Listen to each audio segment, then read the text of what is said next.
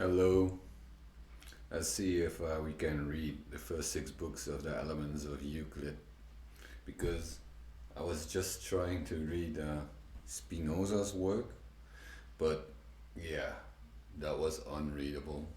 So, I thought that I would find something nice in natural philosophy and stuff like that, but yeah, it was not what I expected.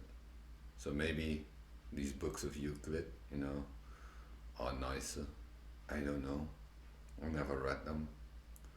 But hey, I kind of like natural philosophy, I find nice, soothing things in geometry, by just simply the idea of ruler and compass, they somehow that is really nice for my mind to do.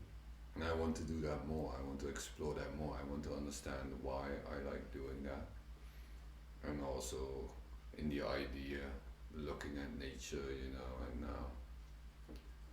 and space as well. So that has to do with the phi and Fibonacci sequences, and then the early stages of science, so just like Neoplatonic ideas, I like them as well, so I just call it natural philosophy that I like, even though I know not very much about it. It resonates really nicely, and I think it is a healthy thing to do, to pursue that which feels good. You know what I mean? So I don't know if they write a lot about it, but I like the ideas. I'm not gonna do the preface. Okay, the Elements of Euclid. Introduction. Geometry is a science of figured space. Figured space is of 1, 2, or 3 dimensions, according as it consists of lines, surfaces, or solids. The boundaries of solids are surfaces, of surfaces, lines, and of lines and points. Thus, it is the province of geometry to investigate the properties of solids, of surfaces, and of the figures described on surfaces. Okay. The simplest of all surfaces is the plane. And that department of geometry which is occupied with the lines and curves drawn on a plane is called plane geometry. That which demonstrates the properties of solids, of curved surfaces, and the figures described on curved surfaces is geometry of 3 dimensions. The simplest lines that can be drawn on a plane are the right line and circle. And the study of the properties of the point, the right line, and the circle was the introduction to geometry, of which it forms an extensive and important department. This is the part of geometry on which the oldest mathematical book in existence, namely Euclid's Elements, is written, and it is the subject of the present volume. The conic sections and other curves that can be described on a plane form special branches and complete the divisions of this, the most comprehensive of all the sciences. The student will find in Chassel's Aperture historique a valuable history of the origin and the development of the methods of geometry. Okay. In the following work, when figures are not drawn, the student should construct them from given directions. The propositions of Euclid will be printed in larger type and will be referred to by Roman numerals enclosed in brackets, thus 332. This will denote the 32nd proposition of the 3rd book. Okay. The number of the book will be given only when different from that under which the reference occurs. Okay. The general and the particular enunciation of each proposition will be given in one. By omitting the letters enclosed in parentheses, we have the general enunciation, and by reading them, the particular. The annotations will be printed in smaller type. The following symbols will be used in them. The circle, we know the triangle, the parallelogram. Oh, they don't have it. I don't see this in the symbol. Oh, there it is in black. If you look really closely, yeah, they do that in black. Parallel lines and perpendicular. In addition to these, we shall employ the usual symbols, plus, minus, and of algebra, and also the sign of congruence, namely that thingy. This symbol has been introduced by the illustrious Gauss. Okay. Book 1. The theory of angles, triangles, parallel lines, and parallelograms. Parallelograms. Sorry. In Dutch it's parallelogram. The definitions. The point. A point is that which has position but not dimensions. Yes. A geometrical magnitude which has 3 dimensions, that is length, breadth, and thickness, is a solid. That which has 2 dimensions, such as length and breadth, is a surface. And that which has but 1 dimension is a line. But a point is neither a solid, nor a surface, nor a line. Hence, it has no dimensions.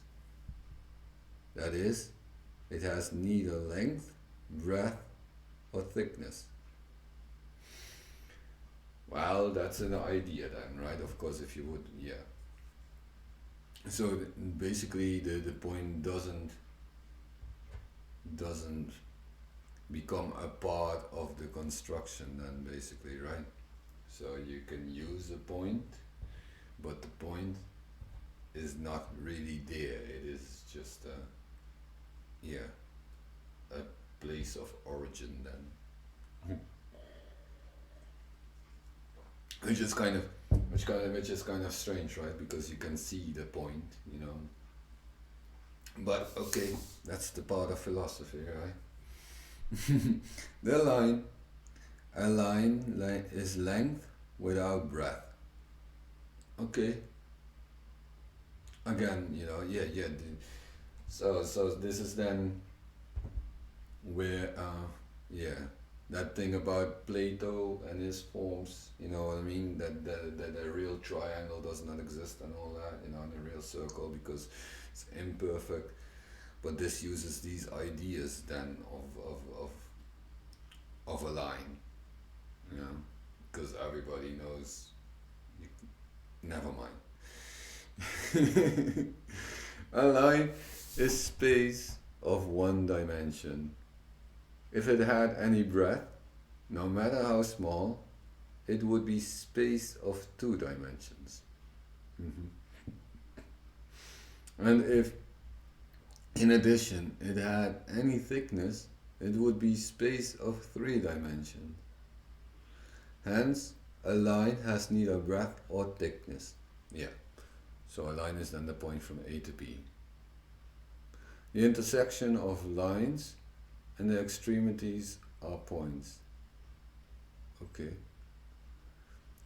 But points basically have no value. See? But they do exist. Yeah. Okay. So the thickness of the line does not matter, you know.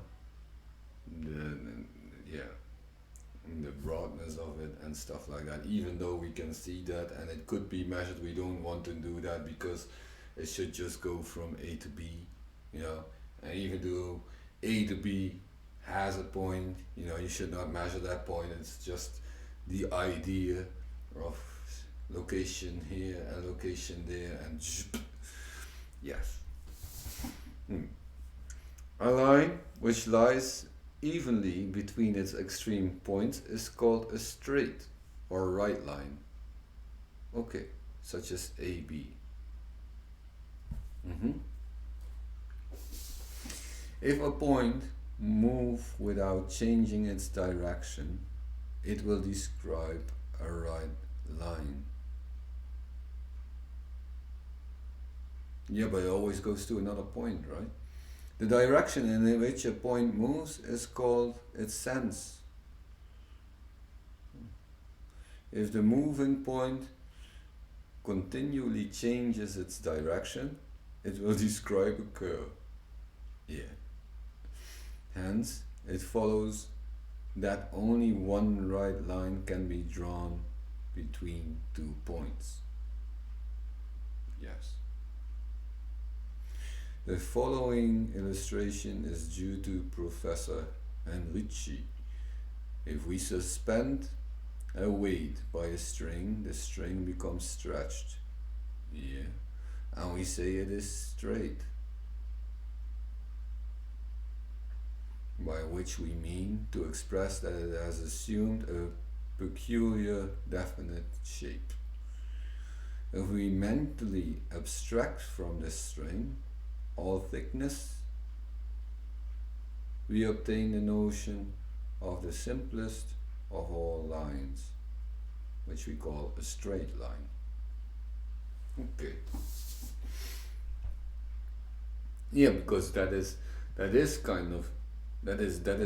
what I mean, that it automatically means more if it loses its thickness and volume and all those things, then it becomes all of a sudden more than that, because by taking away the thickness and that stuff, it really becomes something that connects things. The plane. A surface is that which has length and breadth. Yes.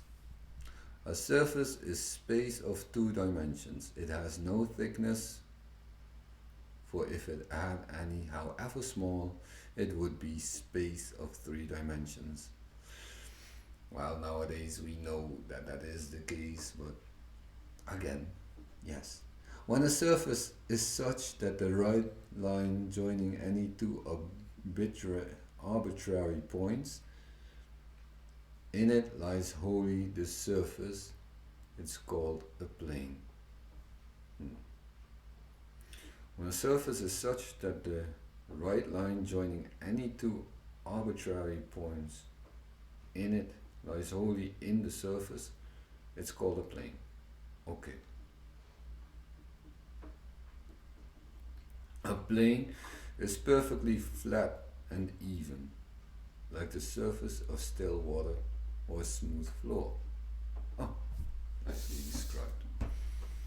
Yeah, like a marble, pretty shiny floor. Figures. Any combination of points or lines, any combination of points, of lines, or of points and lines in a plane is called a plane figure. If a figure be formed of points only, it's called a stigmatic figure.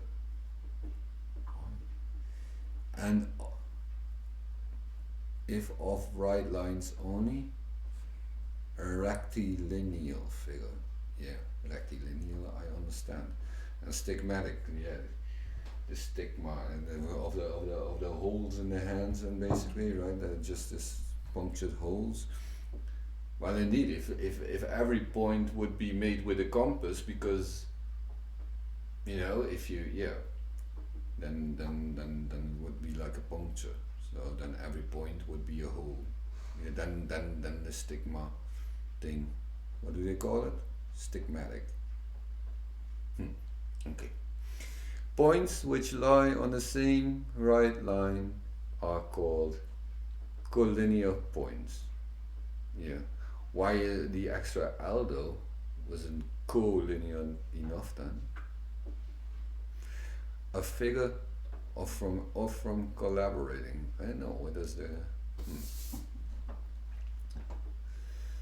Points which lie on the same right line are called collinear points. A figure formed of collinear points is called a row of points.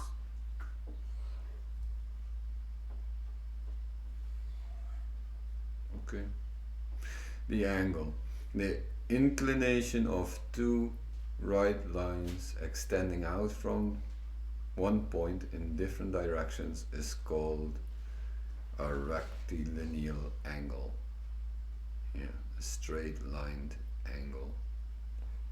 Yeah. The two lines are called the legs, and the point is the vertex of the angle. Okay.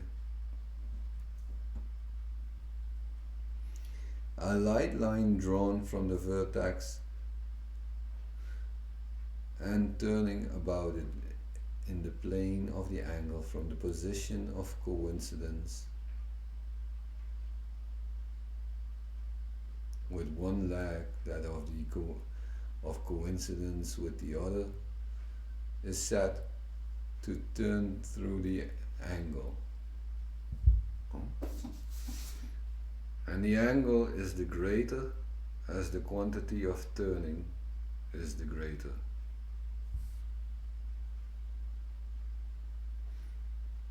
Again, since the line may turn from one position to the other in either of two ways, two angles are formed by two lines drawn from a point.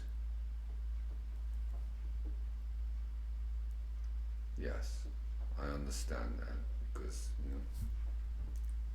you have the big angle and the small angle. But yeah, how do they come with the word coincidence? Where they come together then, basically, right? Yeah. Where they collide. So, thus if AB, let me see, if AB, AC be the legs, yeah. A line turns from the position AB to position AC, from AB to AC, yeah. In the two ways indicated by the arrows, the smaller of the angle thus formed is to be understood as the angle contained by the lines, okay, and the larger called a re-entrant angle, seldom occurs in the elements. Yeah, because usually you use the inner angle measure, right? It would be strange to to draw a bigger angle like that. Yes, usually you use the inside. And what did they call it?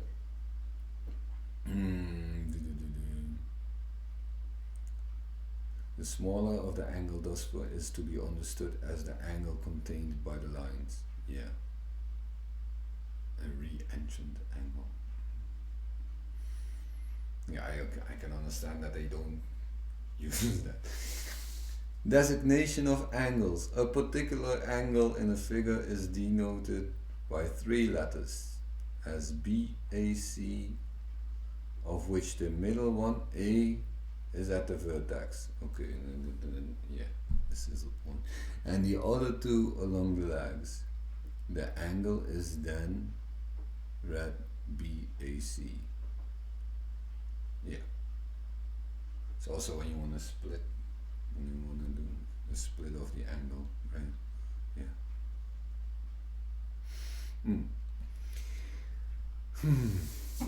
12. The angle formed by joining two or more angles together is called their sum.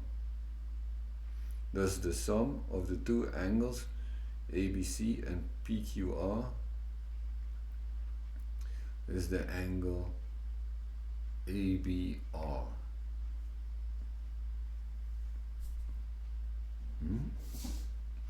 The angle formed by joining two or more angles together is called the sum. Yeah. Thus, the sum of two angles ABC and PQR, where's PQR? Oh, there. Yeah, they did it in a different order. Is the angle ABR, but why is that one there?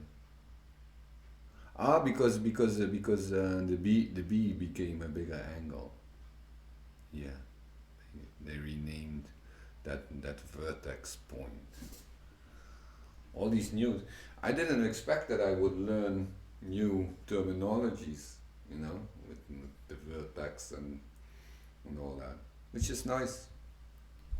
Also, this very complete idea of what a point is and what a line is, you know. Yeah, everybody knows what a point and a line is, but I never realized that, yeah, the idea of no thickness and stuff, how important that was in the playing. And oh well, I like this. Formed by applying the side of QP to the side BC, so that the vertex Q shall fall on the vertex B and the side QR on the opposite side of BC from BA. Which one are we looking now? QP and I don't even see it. Oh, there. When the sum of two angles BAC and CAD is such that the legs BAAD form the right line, they are called supplements of each other. Let me see. BAC, yeah, and CAD, yeah. So that the legs BA, yeah, and AD form a right line, then they are called supplements of each other. Okay, because yeah, basically if you have a straight line and yeah, it's always a corner that has to sum of 180. Ah, there it comes. Yeah. When the sum of two angles BACCAD is such that the legs BA and AD form one right line, they are called supplements of each other. Hence, when one line stands on another, the two angles which it makes on the same side of that on which it stands are supplement to each other.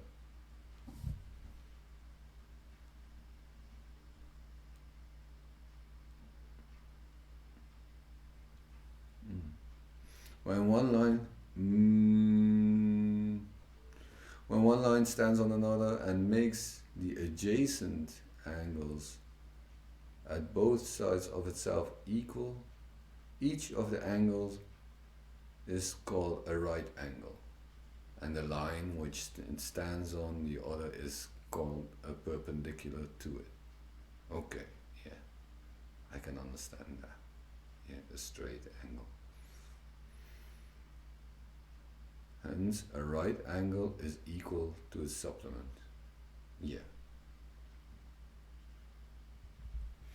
An acute angle is one that is less than a right angle as A. Okay. An obtuse angle is one that is greater than a right angle. Okay, like BAC. So you have the acute and the obtuse. Yeah, yeah. I'm just gonna read obtuse as fat. You know, like obese. Yeah. The supplement of an acute angle is obtuse, and conversely, the supplement of an obtuse angle is acute. Yeah. That's logical because it's always 180, right? So if one is fat, the other has to be slim. Unless it's split in half, but then it was perpendicular, that was the word, right? Latin for beginners 101.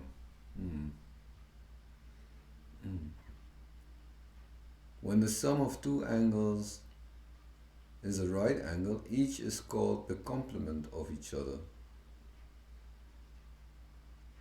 Okay.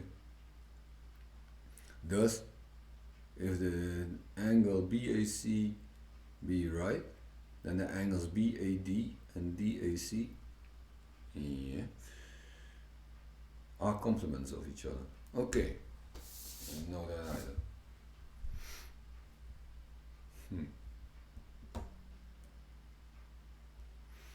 Concurrent lines. Three or more right lines passing through the same point are called concurrent lines. Three or more right lines passing through the same point. Okay, that's like okay.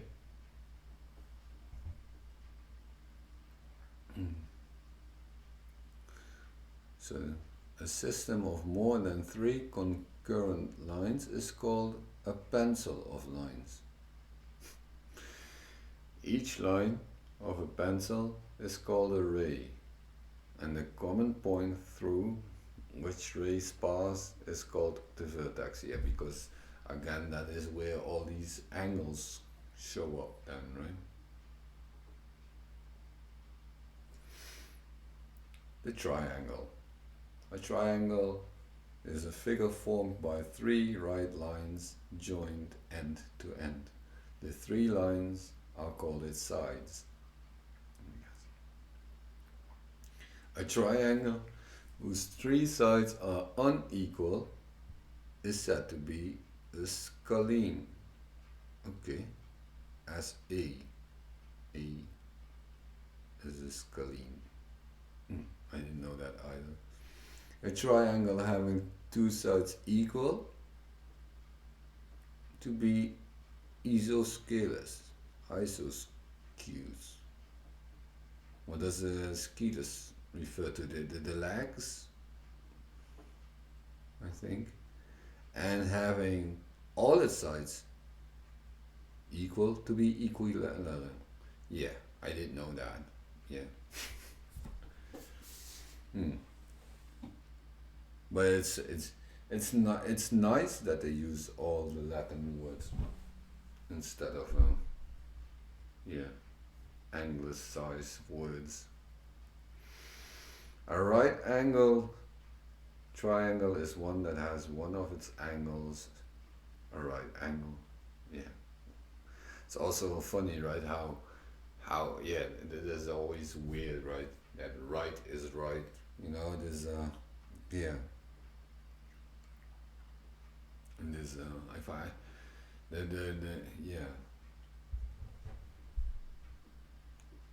you know what I mean? That right has so many different meanings, you know. You have the right hand, you know, which is also but right is also good, and you have the right angle, you know, it's and right is also the same as straight, you know, it's a right angle triangle is one that has one of its angles, right angle, as the side which it subtends. The right angle is called the hypotenuse. The side which subtends the right angle is called the hypotenuse. And that's weird, right? Subtends. But I think the hypotenuse is the thing that is across it, right? Yeah.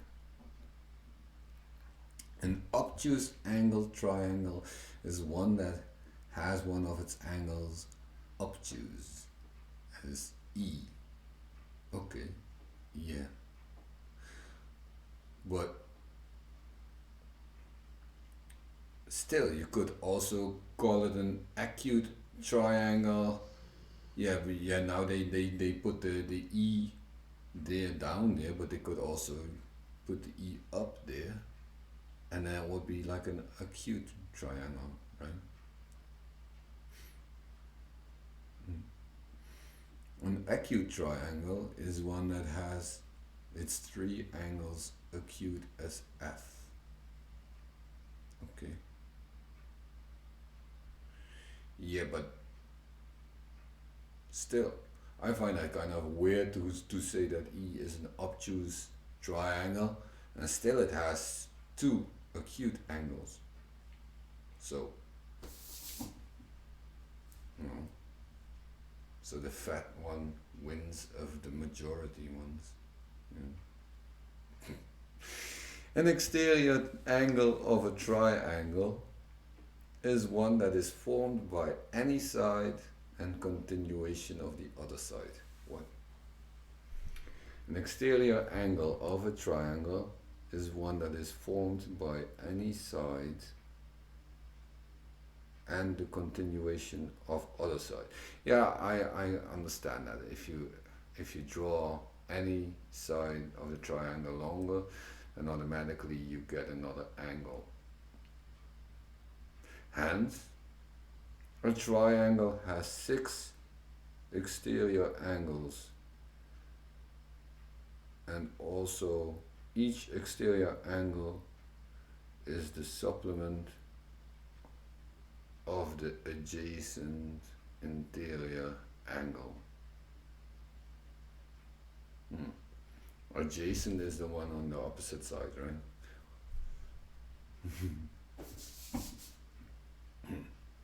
And it does not give an example of that, but yeah. The polygon. A rectilineal figure bounded by more than 3 lines is usually called a polygon. Yeah, more angle. A polygon is said to be convex when it has no re-entrant angle. Okay, and I saw that in the other thing, that re-entrant angle is the outside angle, right? Yes. A polygon of 4 sides is called a quadrilateral. Yeah, that makes sense. A quadrilateral whose 4 sides are equal is called a lozenge. Okay. So not a trapezium then, or something like that. A lozenge which has a right angle is called a square. Okay. Yeah.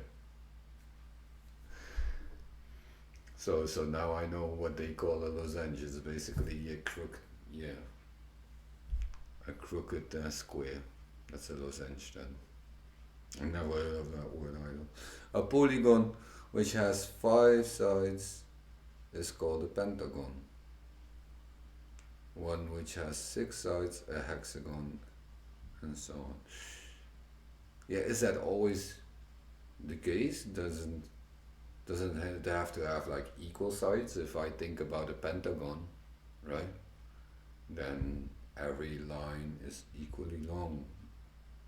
But that doesn't matter then. Well, I don't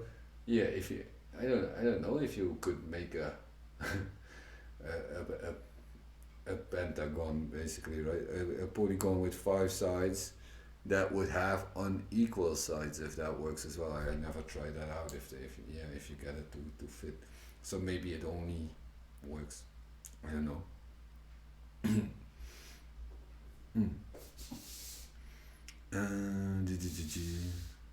A circle is a plane figure formed by a curved line called the circumference.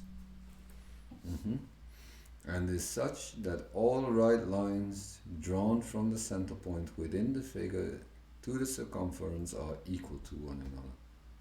This point is called the center. Yeah, that kind of makes sense,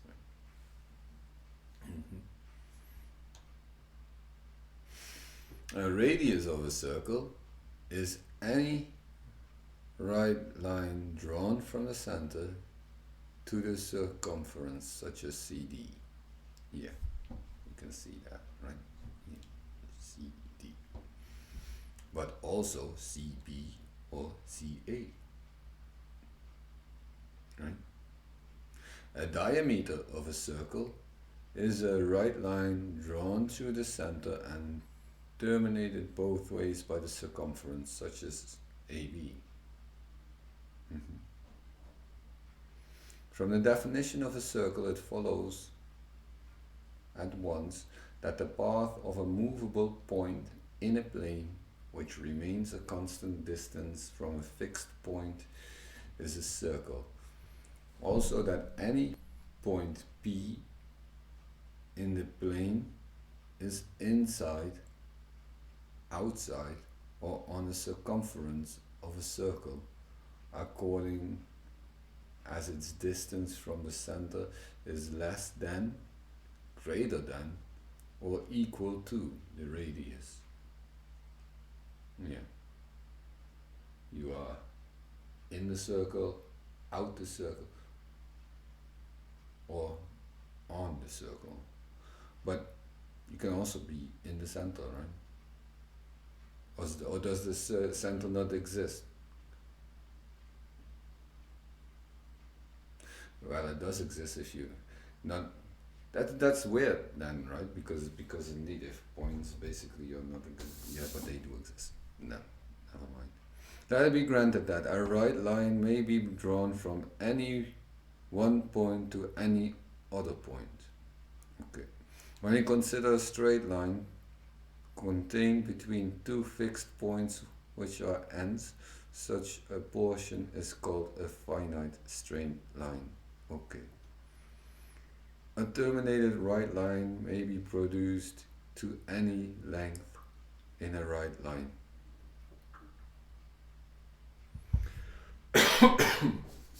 What? Every right line may extend without limit in either direction or in both. It is in these cases called an indefinite line, a line without end. By this postulate, a finite right line may be supposed to be produced whenever we please into an indefinite right line. So you can just, if you need to make it longer, just make it longer, it will still be the same line. That's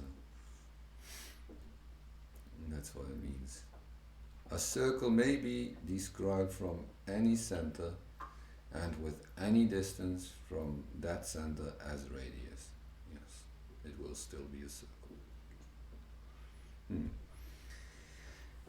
A and B. If there are 2 points, A and B, and if with any instrument such as a ruler and pen we draw a line from A to B, this will evidently have some irregularities. Big words live here. And also some breadth and thickness. Hence, it will not be a geometrical line, no matter how nearly it may approach to one. This is the reason that Euclid postulates the drawing of a right line from one point to another. For if it could be accurately done, there would be no need for this asking us to let it be granted. Similar observations apply to other postulates.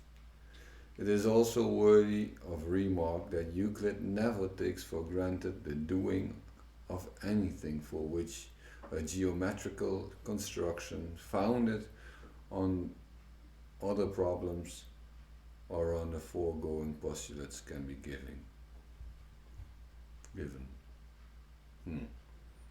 So automatically, if a line is drawn, it is not meant to be the geometrical truth that it holds. So it is, again, like I said before, that the idea that it should be perfect, but everything that man does is imperfect by definition. So, axioms, things which are equal to the same, or two equals are equal to each other. Things which are equal to the same or two equals are equal to each other. Thus, if there be three things, and if the first and the second be each equal to the third, we infer by this axiom that the first is equal to the second.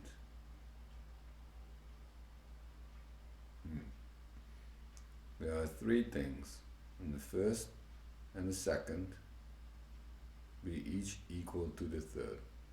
We infer that by this axiom that the first is equal to the second. Yes. This axiom relates to all kinds of magnitude. The same is true of axioms 2, 3, 4, 5, 6, 7, 9, but 8, 10, 11, and 12 are strictly geometrical. Okay. 2. If equals be added to equals, the sum will be equal. Oh, okay. If equals be taken from equals, the remainders will be equal. I've never looked at it like that, but it's true. If equals be added to unequals, the sum will be unequal. Yes. If equals be taken from unequals, the remainder will be unequal. Yes. The doubles of equal magnitudes are equal. The halves of equal magnitudes are equal. Yeah.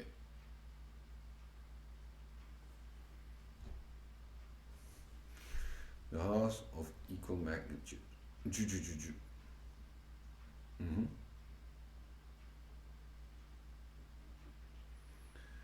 Magnitudes that can be made to coincide are equal. I don't know what that means.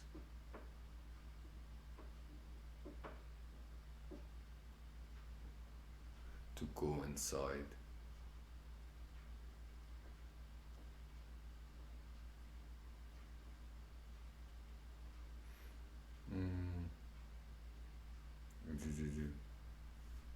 The placing of one geometrical magnitude on another, such as a line on a line, a triangle on a triangle, or a circle on a circle, etc., is called superposition.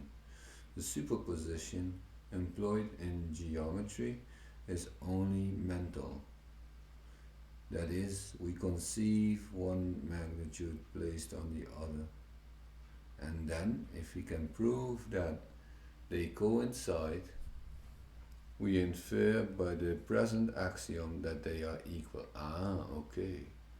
Superposition involves the following principle, of which, without explicitly stating it, Euclid makes frequent use. Any figure may be transferred from one position to the other without the change of form or size. Yes, but that is why you can copy it with the compass, right? But now I understand how it means that. It's funny how the book knew that I wouldn't understand that. It's a good book. The whole is greater than its parts. Yes. This axiom is included in the following, which is a fuller statement. The whole is equal to the sum of all its parts. Yes. Two right lines cannot enclose a space. There's always an opening then, right? There's an equivalent to this statement. If two right lines have 2 points common to both,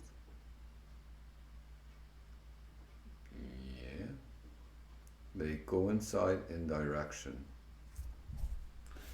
They have 2 points common to both. That is, if they form one line, and it holds true even when one of the points is at infinity. All right angles are equal to another. 90 degrees. This can be proved as follows. Let there be two right lines A, B, C, D, and two perpendiculars to them, namely F, F and GH. Then if A, B, C, D made to be coincide by superposition so that point E will coincide with G. I don't see the drawing here. Then since a right angle is equal to its supplement, the line EF must coincide with GH. Hence the angle AEF is equal to CGH. Do I have to envision this in my mind, or what is the idea? I'm just gonna say I believe it. Which is disappointing, right? Does it have? No, it doesn't have a drawing there. What is that? Oh, oops, shit.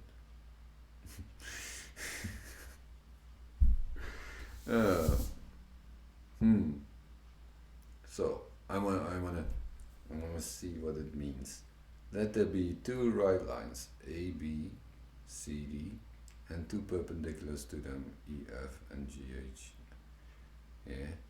If A, B, and C, D be made to coincide by superposition so that the point E will coincide with G, then since a right angle is equal to its supplement, the line EF must coincide with GH. Hence the angle. Yeah, this is yeah. Like I said, it should be drawn out and it isn't. So, but I understand what they mean. If two right lines A, B, C, D meet a third line AC, like in the drawing below, so as to make the sum of the two interior lines BAC, and ACD, on the same side less than two right angles, these lines being produced shall meet at some finite distance. Yes. If it has acute angles at a certain point, they will meet. Yeah.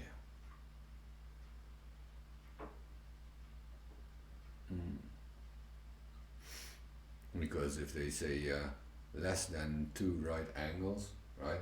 They mean acute angles. Yeah, that's normal. If you have two lines and the two angles they are smaller than 90, at some point they will cross. And if they are 90 degrees, they will never meet. And if it's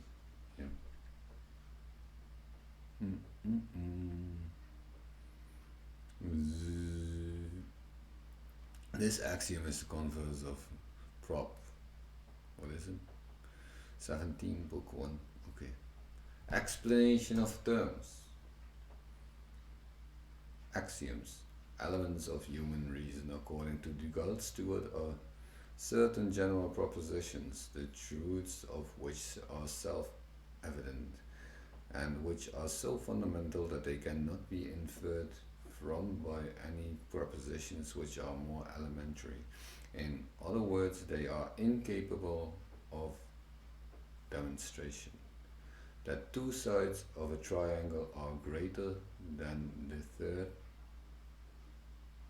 is perhaps self-evident, but it is not an axiom, inasmuch as it can be inferred by demonstration from other propositions, but we can give no proof of the proposition that things which are equal to the same are equal to one another. And being self-evident, it is an axiom. Okay. Propositions which are not axioms are properties of figures obtained by processes of reasoning. They are divided into theorems and problems. A theorem is the formal statement of a property that may be demonstrated from known propositions. These propositions may themselves be theorems or axioms. A theorem consists of two parts: a hypothesis, or that which is assumed, and a conclusion, or that which is asserted to follow therefrom. Thus, in the typical theorem, the hypothesis is that x is y, and the conclusion is that is w. Okay, so the hypothesis was wrong.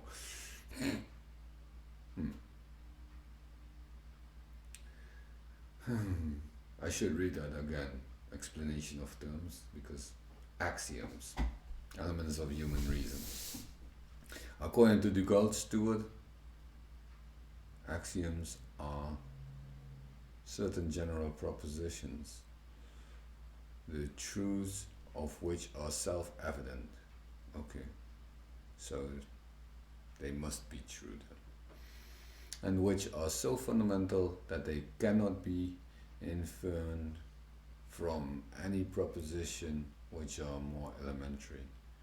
In other words, they are incapable of demonstration. That two sides of a triangle are greater than a third is perhaps self-evident, but it's not an axiom, inasmuch it can be referred that a demonstration from other propositions. Yeah, I find this not really clearly written down, but I also read enough. I think it's done. I'm gonna finish this page, because propositions which are not axioms are properties of figures obtained by process of reasoning. They are divided into theorems and problems. A theorem is a formal statement of a property that may be demonstrated from known propositions. These propositions may themselves be theorems or axioms.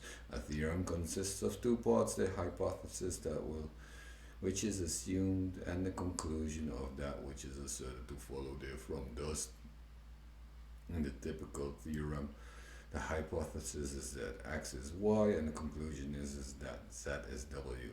Converse theorems. Two theorems that are said to be converse, each of the other, when the hypothesis of either is the conclusion of the other. Thus, the converse of the theorem number one is: from the two theorems 1 and 2, we may infer two others called their contrapositives. Thus, the contrapositive, good luck with that. Till next time, if you liked it,